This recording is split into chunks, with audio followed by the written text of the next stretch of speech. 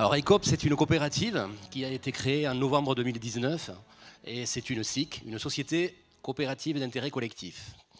Alors quelle est notre mission? Notre mission, c'est de renforcer l'usage du ferroviaire sur tous les territoires. Et comment on fait? Alors d'abord, en étant tous ensemble. Une coopérative, on est tous ensemble. On est tous ensemble les citoyens, des collectivités locales, territoriales, des entreprises et des associations. Aujourd'hui, avec notre projet, je dis bien, ça fait que 2 ans et demi, on a 13 000 sociétaires qui sont venus nous rejoindre dans ce projet-là. Et on est devenu, depuis l'année dernière, la première coopérative ferroviaire européenne. On voyait qu'on parlait tout à l'heure de sensibiliser les gens. La majeure partie des sociétaires qui sont là, ce sont des personnes physiques et non pas des personnes morales. Donc il y a quand même une prise en compte de tout ça. Donc en faisant ensemble, avec un système de gouvernance démocratique, dans une SIC, une personne, c'est une voix. Une collectivité territoriale qui a pu investir des centaines de milliers d'euros, elle n'a pas plus de poids à l'AG qu'un individu qui a investi 100 ou 200 euros. Et ensuite, en ayant, là aussi, comme les différentes interventions étaient là-dessus, en regardant l'empreinte environnementale du train par rapport aux autres. Quelques chiffres. L'avion, écoutez bien les chiffres. L'avion, c'est 240 grammes de CO2 par voyageur et par kilomètre. La voiture, 170 grammes de CO2 par voyageur et par kilomètre.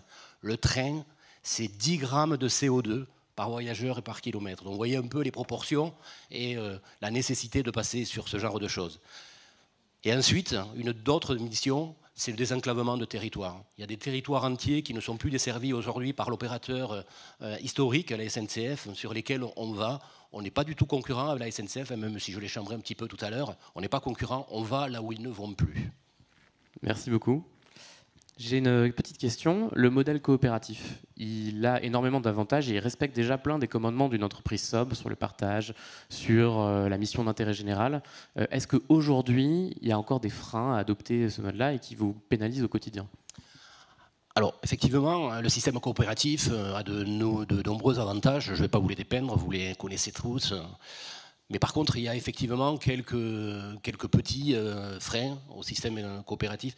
C'est notamment sur les partenaires financiers. Lorsqu'on va voir un partenaire financier, et quand on essaye en ce moment de lever 40 millions d'euros, et 40 millions d'euros, lorsqu'on va voir des organismes bancaires, des partenaires financiers, c'est compliqué. C'est compliqué parce qu'on n'est pas forcément pris au sérieux lorsqu'on est une coopérative. Lorsqu'on est une SIC, on n'est pas pris au sérieux.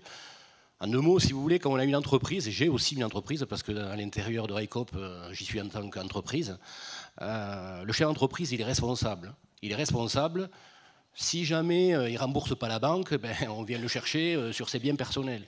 Dans une coopérative, on vient chercher personne. Personne n'est responsable. Et ça, c'est un gros problème du modèle coopératif. Il faut faire avancer les choses, parce que c'est des modèles vertueux pour l'avenir, mais c'est compliqué.